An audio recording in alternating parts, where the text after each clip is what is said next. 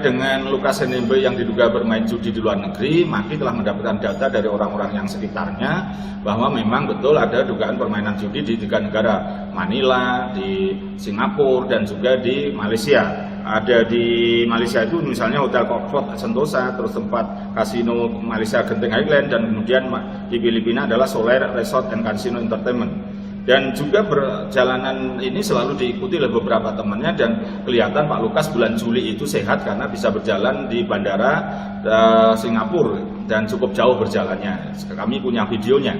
Dan memang trip perjalanan Pak Lukas ini mulai bulan Desember 2021 hingga Agustus 2022, ada yang bahkan sampai ke Australia, ke Jerman, dan juga Singapura, Malaysia, jalan darat, balik lagi Singapura untuk diduga bermain judi, ke Manila juga bermain judi. Jadi menurut saya cukup sehat. Jadi berkaitan dengan rencana pemanggilan KPK mestinya bisa didatangi. Dan juga permainan judi tadi itu diduga malah di ruang-ruang VIP di Genting Highland. Itu kami punya fotonya, itu di ruang VIP yang khusus itu, karena artinya untuk level tinggi.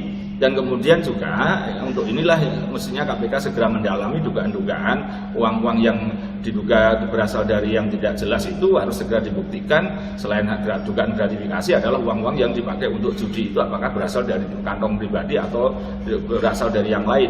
Dan inilah yang harus dikemukakan pada masyarakat Papua bahwa dugaan pemimpinnya itu yang diduga selain dugaan korupsi juga diduga dipakai untuk judi. Maka mestinya jangan sampai ini membela membabi buta dan sepenuhnya mendukung hukum, karena penegakan hukum ini berlaku untuk semua. Dan saya berharap KPK juga melakukan langkah tegas dan masyarakat harus mendukung untuk penegakan hukum ini demi kesejahteraan masyarakat Papua sendiri.